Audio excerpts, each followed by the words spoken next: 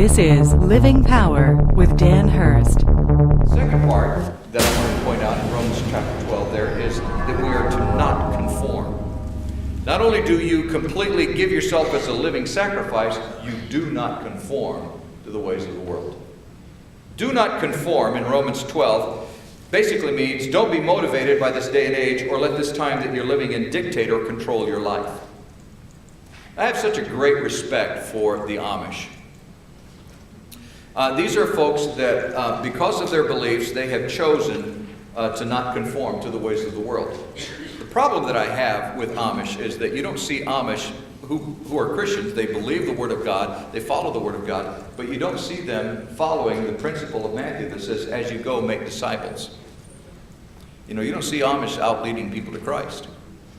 And I have a little bit of a problem with that. They're not out, you know, in proclaiming the good news and sharing the Word of God. If you want to know about it, you have to come to them. But I still acknowledge and recognize and respect their commitment to not be conformed to the ways of the world.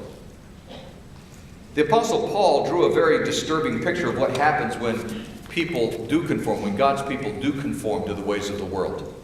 1 Corinthians chapter 6, starting with verse 6. Now look at this. Now these things occurred as examples to keep us from setting our hearts on evil things as they did. Do not be idolaters, as some of them were. As it is written, the people sat down to eat and drink and got up to indulge in pagan revelry. We should not commit sexual immorality, as some of them did, and in one day 23,000 of them died. We should not test the Lord, as some of them did, and were killed by snakes. And do not grumble, as some of them did, and were killed by the destroying angel. Oh, who are we talking about here? God's people. These were God's people who had compromised. These were God's people who decided to conform to the ways of the world. It's not talking about unbelievers. It's talking about people who were claimed to be followers of God. And in doing so, they compromised, they conformed to the ways of the world and violated what it was that God wanted to accomplish in and through their lives. These things, that last phrase says, then that last sentence, these things happened to them as examples and were written down as warnings for us on whom the fulfillment of the ages has come. It is important for us to understand that God says that He doesn't want us to compromise. Don't conform to the ways of the world.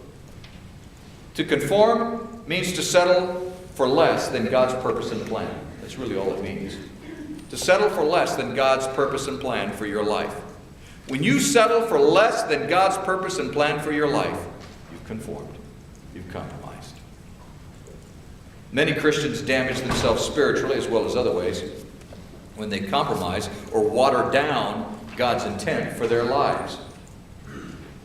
And by the way, here's a classic example of how some Christians will do this. I've seen this happen so many times. So many Christians who created their lives, who for some reason thought it was a good idea to combine biblical truth with worldly philosophies. And if they could combine worldly truth and worldly philosophies with biblical truth, then they could kind of create their own belief system. And all they're doing is just watering down what the Word of God says.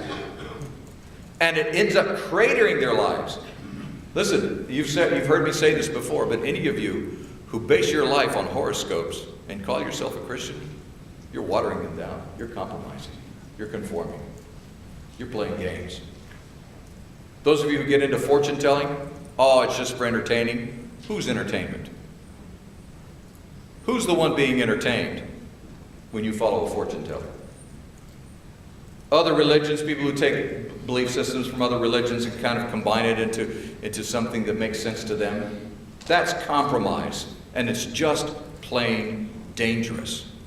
The Word of God contains everything that you need. The Word of God tells us that, and I can be a living testament to this, that the Word of God contains everything that we need for life. It's there. The principles are valid. Everything that you need to accomplish what you need to accomplish in life is given to you in the Word of God. It's there. If you can't find it there and decide that you've got to go somewhere else to find it, what you're saying is that God is a liar.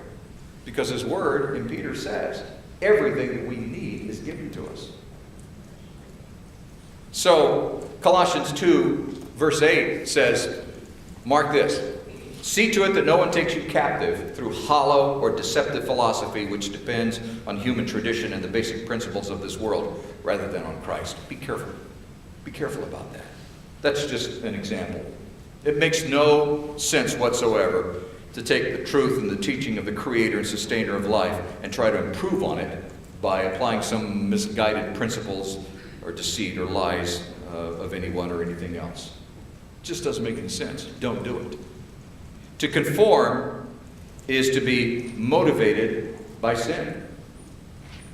To conform is to be motivated by sin. 1 John 2, verses 15 and 16. Do not love the world or anything in the world. If anyone loves the world, the love of the Father is not in him. For everything in the world, the cravings of sinful man, the lust of his eyes, and the boasting of what he has and does, comes not from the Father, but from the world. The Word of God is very, very clear on this. When you become motivated by sin, you have conformed. You have compromised. We're motivated by whatever we set our sights on. You're motivated by whatever you set your sights on. What or who are you paying attention to?